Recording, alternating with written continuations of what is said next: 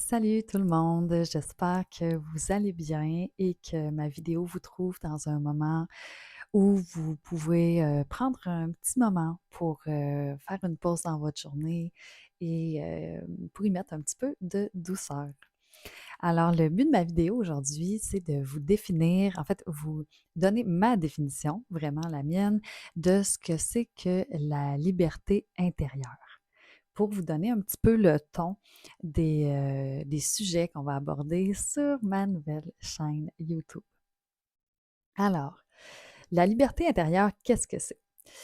Pour moi, ce que c'est que d'être libre intérieurement, c'est de pouvoir agir dans la vie de manière à être en cohérence avec les aspirations de mon cœur, hein, de la dimension euh, plus profonde de mon être.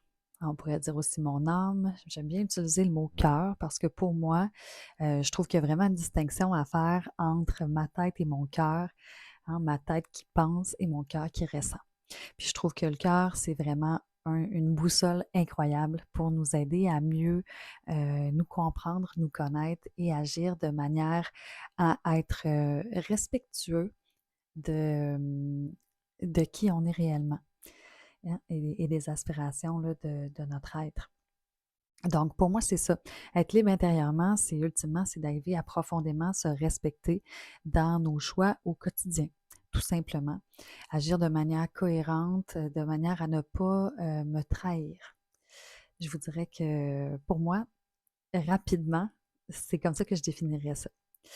Donc, peut-être pour vous expliquer davantage mon propos, je vais vous donner quelques exemples, à mon avis, qui définissent qu'est-ce qu'on peut, comment ça peut s'articuler dans notre quotidien quand on est décalé de cette liberté intérieure-là, hein, lorsqu'on est parfois où on ne se sent pas libre d'être.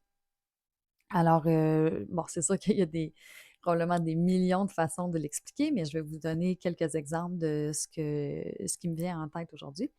Donc, si je me sens pas libre intérieurement, qu'est-ce que ça veut dire? Euh, Ça peut être, par exemple, que j'ai de la difficulté à m'exprimer. J'ai de la difficulté à nommer aux gens autour de moi ma vérité. Je peux avoir peur de me montrer tel que je suis, euh, difficulté à mettre mes limites. J'ai peut-être de la difficulté à dire non, hein. Qu'on se sent pas libre intérieurement, souvent on a tendance à beaucoup dire oui, alors qu'à l'intérieur, on le sent que hein, peut-être que c'est pas ça la réponse qui est juste en ce moment. Euh, Comment est-ce que ça peut s'exprimer aussi? D'autres signes qu'on n'est pas dans la liberté intérieure, ça peut être euh, qu'on est beaucoup dans le contrôle, hein, qu'on a besoin que les choses se passent vraiment d'une certaine manière, puis que s'il y a des changements, ça vient vraiment nous bousculer, euh, qu'on ait beaucoup de difficultés avec le changement. Pour moi, ça nous amène à avoir de la difficulté d'être dans notre liberté parce que la vie, souvent, est pas très prévisible, puis il y a des choses qui peuvent se produire, hein. Donc ça peut être, ça peut venir nuire à notre liberté intérieure. Puis tout ça, ben, tout ça a des raisons, là, bien sûr, là, dont on aura le temps de parler amplement dans d'autres vidéos, mais là, je vous donne juste les signes qu'on peut remarquer.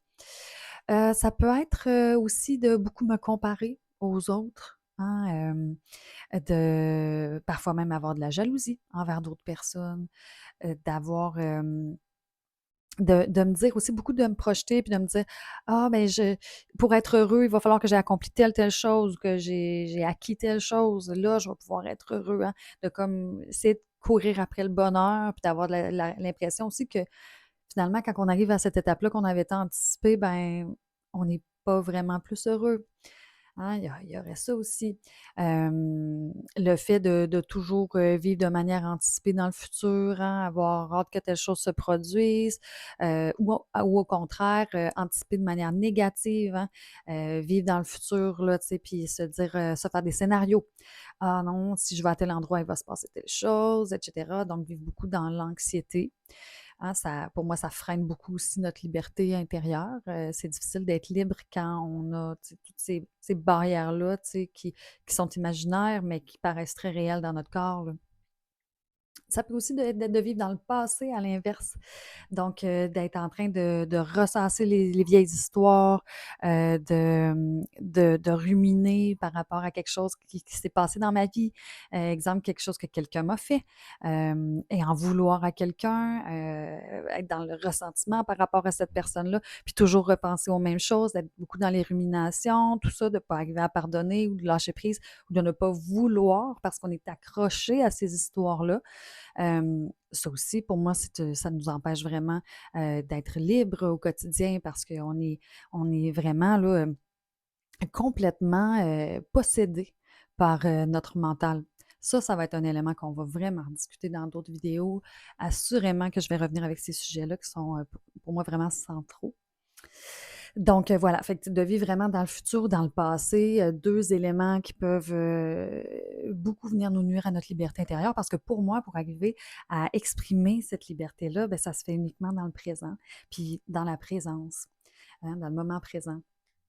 Alors, voilà pour ça. D'autres, signes qu'on n'est peut-être pas dans notre liberté intérieure, peut-être si, je sens qu'il y a vraiment comme une distinction entre moi et les autres, si je suis beaucoup en train de m'inquiéter de mon image corporelle aussi, de l'image que je projette, hem encore, d'autres idées, là, je vous en ai donné vraiment beaucoup, mais c'est sûr qu'il y en a encore vraiment plusieurs. Mais tu sais, je pense que ça fait quand même un petit peu le tour, là, ça vous donne certaines idées.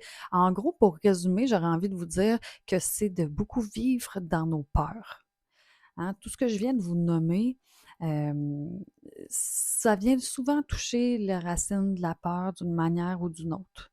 Des fois, elle est déguisée, des fois, elle est assez évidente, hein, puis ça peut être comme la peur du jugement, la peur d'être abandonné, la peur de l'échec, la peur du rejet, ou encore des sentiments d'injustice et de colère qui, à mon avis, viennent toucher à la racine de la peur aussi.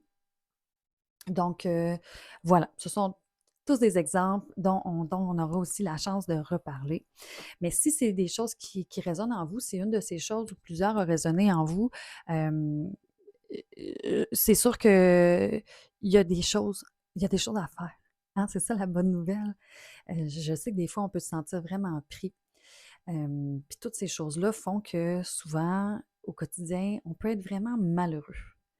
Ça vient nous pourrir la vie, l'existence d'une certaine manière, bien sûr à différents niveaux là, selon ce que vous êtes en train, de faire l'expérience là.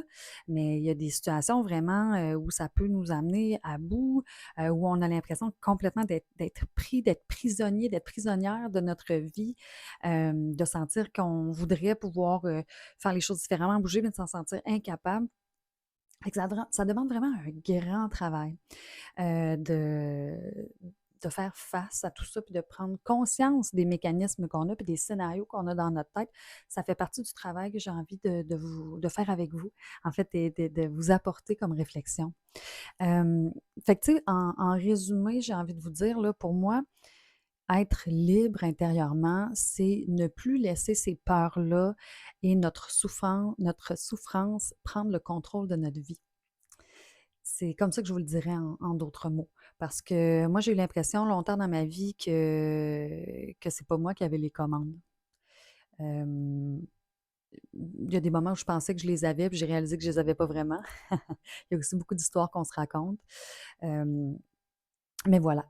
Donc, comment est-ce qu'on y arrive, à se remettre sur ce chemin-là vers la liberté intérieure? Comment on arrive à cet état-là? J'ai envie de vous dire, c'est ça qu'on va voir sur ma chaîne, c'est ce que j'ai envie de vous, offrir, comme enseignement, bien sûr, de toutes sortes de manières. C'est sûr que je vais beaucoup vous parler, vous allez le voir, hein, vous savez peut-être déjà, mais moi, ma passion, c'est vraiment la psychologie et la spiritualité. Fait que c'est sûr que je veux beaucoup vous en parler, particulièrement de spiritualité, mais j'ai toujours un peu cette, bien sûr, ce réflexe-là d'aller expliquer avec des concepts de psycho aussi, là, parce que mon bagage il touche beaucoup à ce champ-là.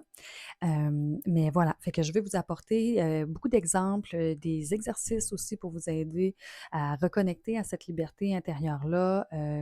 Je vais vous montrer finalement le chemin que moi j'ai pris, qui m'a beaucoup aidé pour tenter de vous inspirer, tout simplement, en espérant que ça puisse résonner avec vous. Une chose est sûre, c'est un petit peu un piège, hein, de se dire, je vais atteindre la liberté intérieure quand je vais avoir atteint tel niveau, quand je vais avoir compris telle chose, et cetera. Puis, ça, c'est encore une manière de se projeter dans le futur. J'ai envie de vous dire que la liberté intérieure est accessible dès maintenant, dès aujourd'hui, ici, maintenant. Hem, Puis ça, pour le comprendre, c'est pas quelque chose qu'on va saisir avec notre tête, mais c'est quelque chose qu'on va vraiment comprendre avec notre cœur en ouvrant à cette dimension-là de l'être plutôt que celle du faire, hein. Hem, c'est de cette manière-là qu'on va se reconnecter vraiment à notre essence profonde, puis qu'on va pouvoir lui permettre de s'exprimer. Puis c'est en reconnectant à elle qu'on va pouvoir réussir à l'honorer avec le temps. C'est sûr que c'est comme apprendre à faire du vélo, hein. Quand on commence à faire du vélo quand on est enfant, c'est pas évident. On a peur de tomber tout le temps, on n'a pas l'équilibre. Mais à un moment donné, à force de pratique, on embarque sur notre vélo puis ça se fait tout seul. C'est devenu un réflexe. Fait que c'est un petit peu la même chose que j'ai envie de vous dire. Ça se ressemble, tu sais. C'est sûr que ça prend de la pratique, ça prend du temps.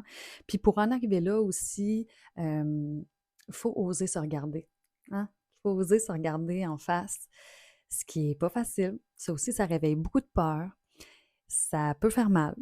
En fait, c'est sûr que ça va faire mal parce qu'on va voir des choses sur la route qu'on n'avait peut-être pas anticipées. C'est un petit peu, moi je le vois aussi comme des plures d'oignons, hein, tu sais, on enlève une couche à la fois, une fine couche à la fois. Mais chacune de ces étapes-là nous rapproche puis nous permet de ressentir cette liberté-là, hein, petit à petit s'installer en nous. Donc, voilà. C'est sûr que lorsqu'on est face à tout ça, il y a quand même un travail que je considère important qui est de l'ordre quand même de la prise de décision, hein, du choix, de décider que de faire face à ces façons de faire-là, ces scénarios-là qu'on a dans notre tête, ces patterns qu'on a, puis de décider qu'on en a assez de souffrir. Ça, c'est une grande décision. Parce que peut-être que vous êtes encore, vous le vivez comme ça, puis que c'est confortable, parce que oui, c'est confortable, c'est quelque chose qui est en place depuis longtemps, c'est ce qu'on connaît, hein. Puis des fois, juste de vouloir faire différent, puis de vouloir devenir, de penser à cette liberté-là intérieure, ça peut faire peur, parce que c'est loin de ce qu'on connaît, dépendamment de où on est rendu sur ce chemin. Mais si cette volonté-là à l'intérieur de vous est grande, puis que vous le sentez que vous êtes prêt pour ça, que vous êtes mûr, puis que vous êtes tanné de souffrir, je pense que ce que je vais avoir à vous proposer pour la suite va vous intéresser. Alors, je vous dis merci d'avoir été là jusqu'au bout, si vous êtes encore là. Et je vous souhaite une belle fin de journée. Au plaisir de vous retrouver dans une prochaine vidéo. Bye!